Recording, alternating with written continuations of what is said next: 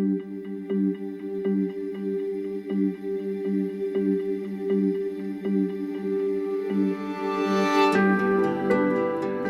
I'm Tom Mackie. I'm out in Portugal this week laying down the foundations for an exciting new workshop that's coming up in 2019.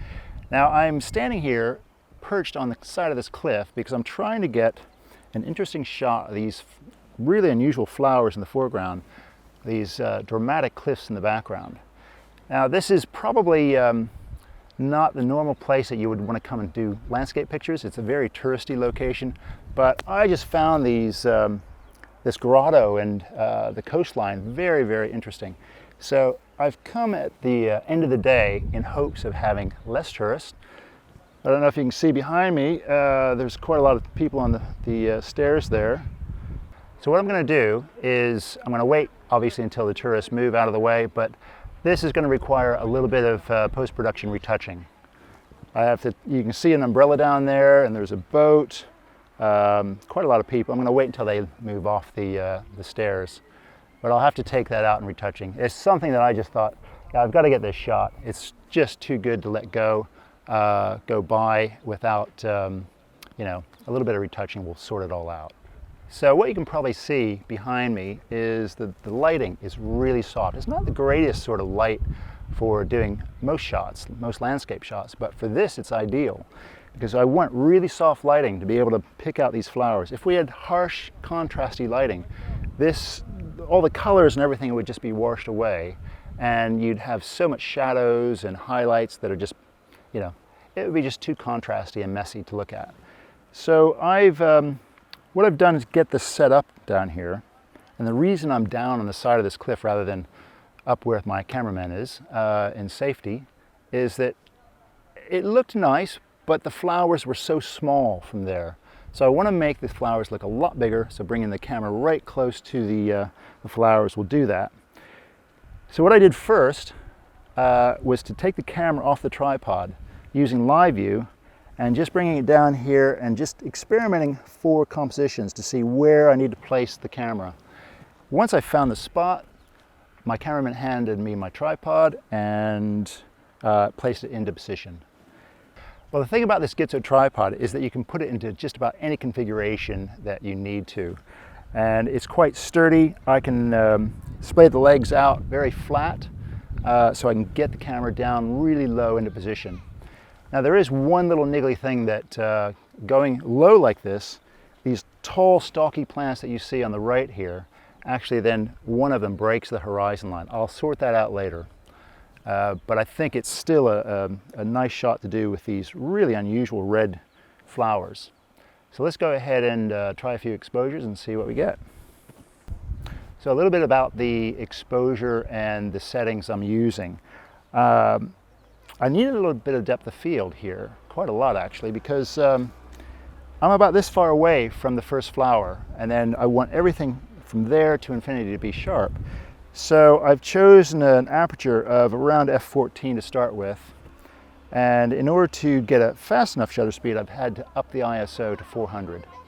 So I'm shooting at f14 at 15th of a second. So let's try that and see if that's going to work. I'm going to choose my focus point, not here in the foreground, but probably right about down there. So let's move that focus point. Right about there. Okay, I've just got to wait until the breeze stops so that the flowers aren't moving. And right about there. Okay, so what I could do here as well is a focus stack.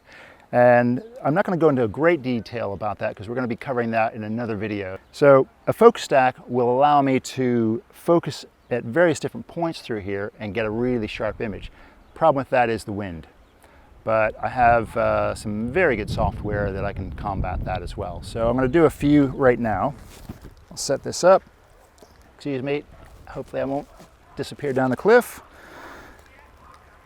So this is just a short video to show you some tips and techniques of how to overcome challenges that we as photographers have to work around when you have that ideal image, but you have elements that are in the way. So we're now going to go back to base. I'm going to show you some post-processing techniques of how to take elements out. Very quick and simply. There's not a lot of Photoshop work needed. I don't like to spend hours behind a computer, but I have to get the image that I want, so I do just what I need. And I'm going to show you how to do that. So stay tuned. Hi everyone, we're back at base now, and I'm going to show you a quick tutorial of how to remove distracting elements such as tourists, signs, and things like that. So let's go ahead and get started. This is our image that we did a little quick focus stack on the coast. And I'm going to zoom in and show you a few things that we want to get rid of. We're up to about 200% there. There's a sign here. There's a couple of tourists down here. Unfortunately, they're standing right behind some of the nice flowers. That could prove a difficult situation. There's a guy here. There's some signs on the rock over here. And let's check over. Oh yes, we've got a few more tourists on the stairs. Again, behind a stalk. Could be tricky, but we'll see how this works. So first off, your best friend in retouching is going to be fill. Content-aware fill is just a fantastic feature in Photoshop. I'm going to show you how fill works. Let's start on this sign here. If I take the lasso tool, and it's all about the selection that you choose. If you choose a loose selection, you may get some really odd results. A tighter selection might work. So it depends on the situation. If you have a lot of things around your subject that you want to remove, then let's just show you, let's just do a rough selection around this.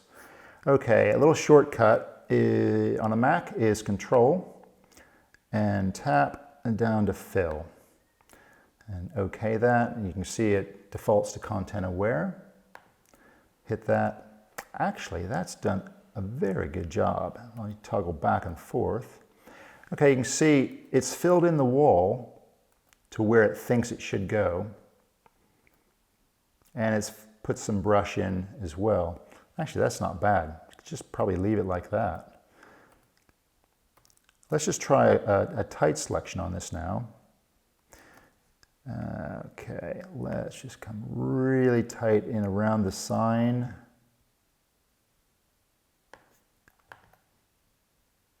Fill, and okay. Okay, that's a much better result. Now you can see the before and after. It's removed the sign, it's kept the wall the way it should be. So I'm going to keep that like that. Okay, let's get rid of the selection, Control D. It's a little thing, you might get a little minor things like this that you'll need to retouch with the cloning tool or the spot healing brush. It's not a major thing. So let's get rid of this guy over here now. Let's just go around him and fill. Okay, he's gone. That was very simple. There's a couple of signs up here on the wall. This will be an easy one. Because what it's looking for is very similar things around it that it can fill in. Yeah, as you can see, it's gone. Can't even tell it was there now. Okay, this could be a little bit more difficult with the tourists down here behind the flowers. So let's just go quickly around them. A very, very tight selection. Let's just cut up around that flower there.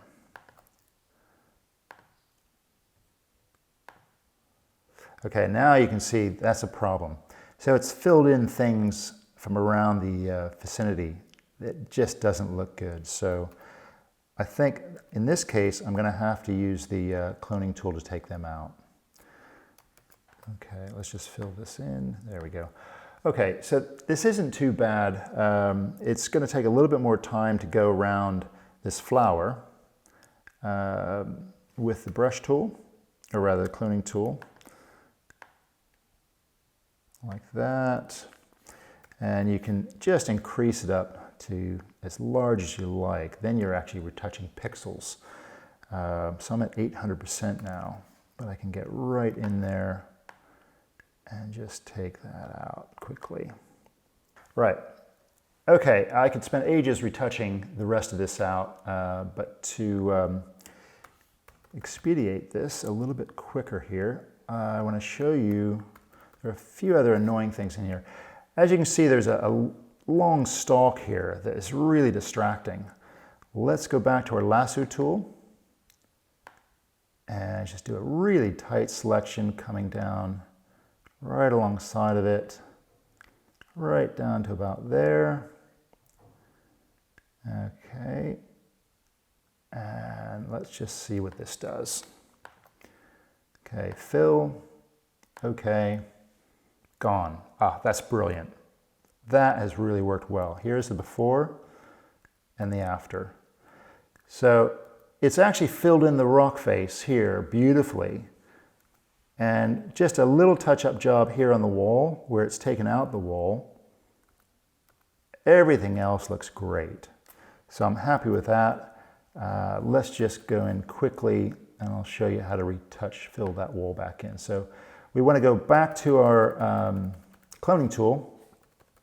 Fairly small brush, about like so, and just do a selection there and just line that up and drag over and fill that in. Okay, and then just do that again until we build our wall back in. There we go.